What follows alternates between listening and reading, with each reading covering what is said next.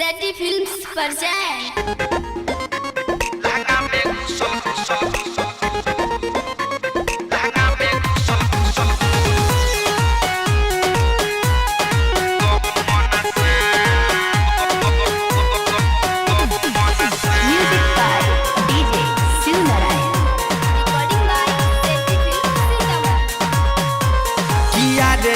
बाप रे हे बाप लहंगा में घुसल गहूँ मन सा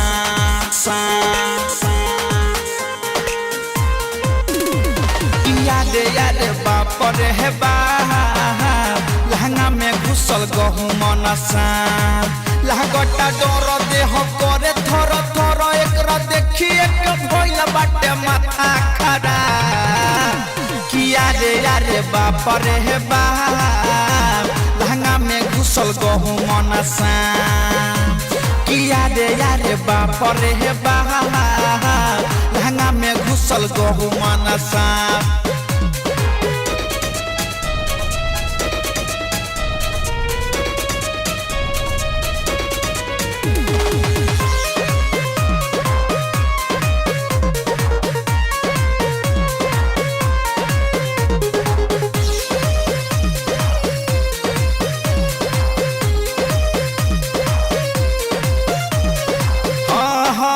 सजिया पसुतल रहनी गइनी डेराई लहंगा में हमारा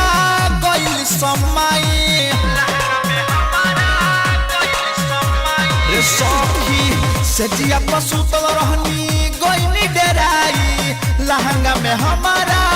गइल समाई मोटे लह में बरका रहे देखिए के भगनी जहे तहे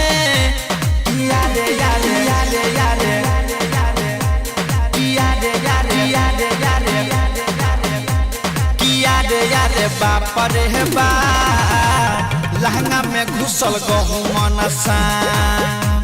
किया रे बाप रे बाप लहंगा में घुसल गहूँ मन सा लहगटा डर देह करे थर थर एकरा देखिए के भइल बाटे माथा खराब किया रे बाप रे बाप लहंगा में घुसल गहूँ मन सा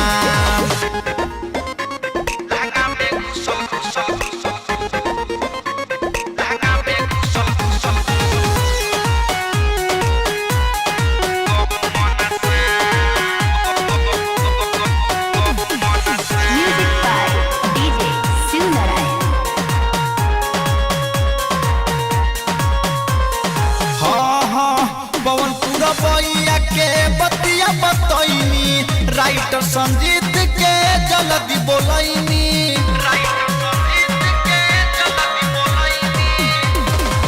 पवनपुर बइया के बतिया बतैनी राइटर संजीत के जल्दी बोलैनी अरुण मुकेश रंजित बारहे मारे लौकरा भाला मंगैनी किया रे आहा